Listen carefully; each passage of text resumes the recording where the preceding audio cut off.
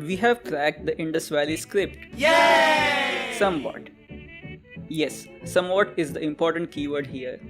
And I am going to be honest here.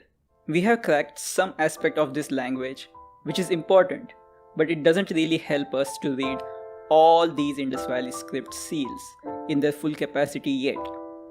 But we are going to work towards that, and in this video, we are going to show you how even you, yes my dearest viewers, you can join hands in deciphering the Indus script. To start, here are the meanings of the sounds of the symbols we are going to show in this video. The dotted line here sounds like N or Na. The double bar sign here sounds like Zu or Su, depending on how you use it. The lambda sign here sounds like T. The delta, looking like a mountain, sounds like G. And this nice looking symbol, which is a fish symbol, sounds like M or Ma. And here are few more signs for which we maybe know what it sounds like, but we are not sure because of the limitations. And first, the limitations about why we haven't been able to read the Indus script yet. We have been able to read the Egyptian hieroglyphs with the help of Rosetta Stone. We have been able to read cuneiform due to the Nebur inscription, and many such cases, but for the Indus script, there is no Rosetta Stone. Second limitation is that for good decipherment, we need a huge database of written data. For ancient Egyptians, we had tons of papyri and all these hieroglyphs written on the walls of these temples. For cuneiforms, we had tons and tons of clay tablets that we found in the Middle East. Meanwhile, the average length of signs we have for Indus script is about 5, and even the longest Indus script text we have found so far is 34 characters, and that's it, which is just not enough for a full decipherment, even though we are trying our best to decipher it. More on that later. The third limitation is that there is no adjacent language for us to use for validating the results.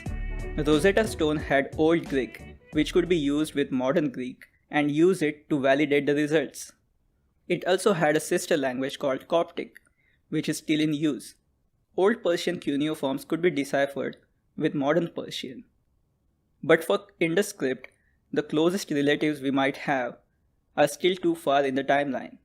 Indus script last disappeared in 18th to 16th century BC, and the first inscriptions of Brahmi we have, which is supposed to be its closest relative, is from 3rd century BC, almost 1300 years apart.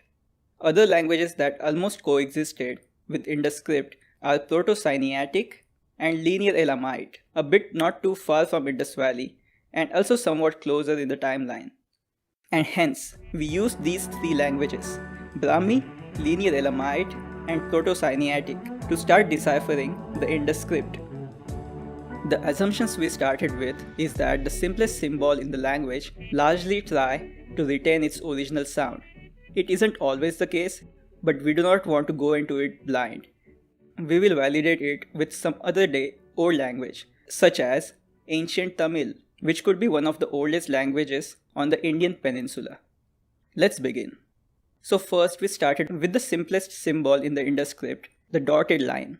And yes, we could find it in the Linear Elamite. In Linear Elamite, it sounds as N or Na. No assumptions yet, let's hold on to it for now. Now to see if this works, we move to the bigger combination of Indus seals. Here we can see that the Indus script usually has the dotted line in combination of 2s, mostly on either sides of the phrase, like this sign here, or this other sign on this another seal. Now if we check the earlier meaning of Na or N, the words should sound like N something N, and as we can see, it's a palindrome. A bit detour now, but in Brahmi, we have this sign which sounds like M. Now, if we take the original phrase that we put it on the side and put all the signs together, we get the word N, M, Na. And it is not an arbitrary word. In Indian languages, in most of them, the word Nama, which is a modern form of Namaste, which also means welcome or a salutation. We don't even have to leave at that. Languages of this age had tendency of each character having a meaning behind it.